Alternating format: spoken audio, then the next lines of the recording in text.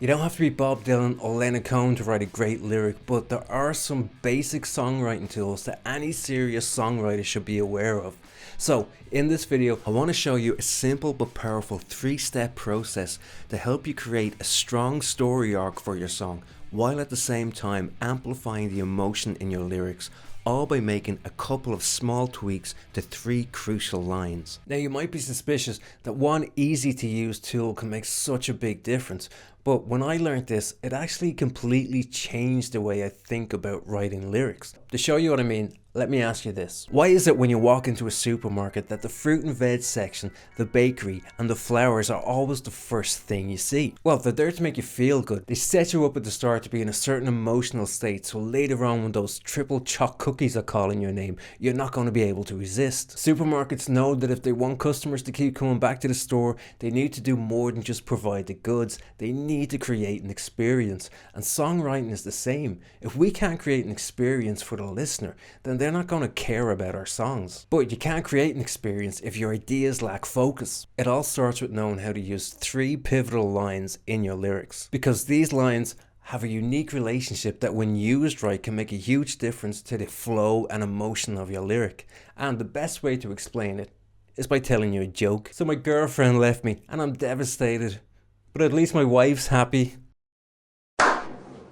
So, even with a bad joke, it's pretty obvious what part you should be laughing at. It's the punchline, and that's how most jokes work. It starts with a setup line, and that guides our attention and imagination in a certain direction. And then the punchline plays off that setup to cause an emotional reaction. And the first 2 of these 3 crucial lines actually have the exact same relationship. But if you're going to set up an emotional reaction, you need to know what that emotion is. You need a target. So what does this look like in an actual song lyric? Have a look at this example and see if you can tell me what the target emotion is. I'm up a pattern of string.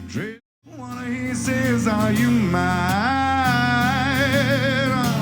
So in the first line, there's a metaphor. It's basically saying, it feels like you're toying with me. I feel like I'm a puppet on a string. So we're starting in a place of confusion and frustration, and that sets up the punchline. And that punchline is what he wants. He wants to know, are you mine? So he's going from confusion to certainty, or at least potential certainty. And that's the first step of the process. So think about what your song's chorus is saying and how you want it to feel. And this shouldn't be too hard, because you just ask yourself, how do I feel when I'm singing this chorus? Or at least how do I want to feel when I'm singing this chorus? And that's your target emotion.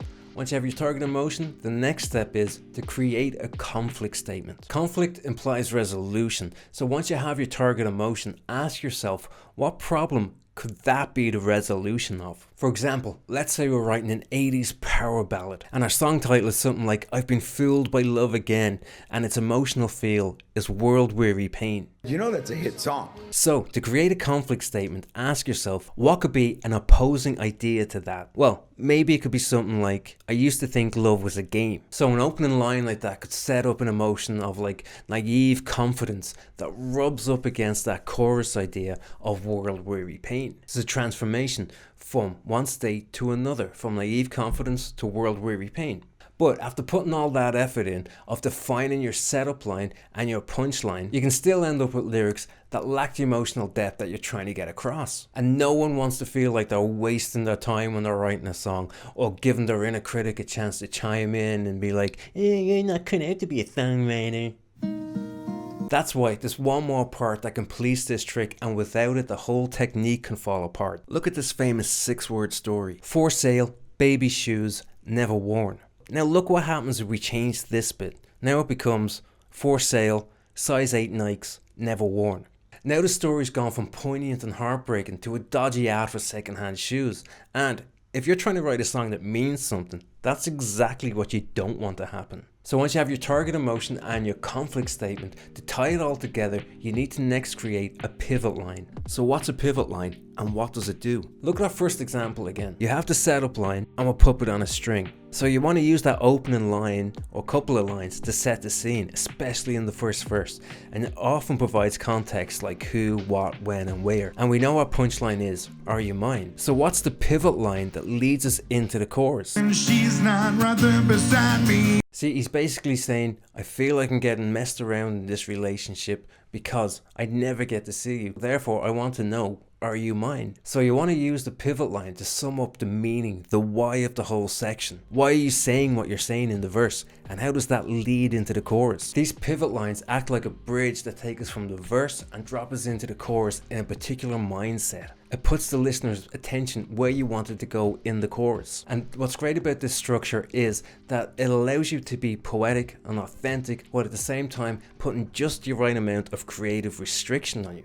But you're still going to need to write the rest of the song sections, right? So check out this video next to learn the most genius tool for fleshing out your verses with vivid details, used by everyone from Bob Dylan to Taylor Swift.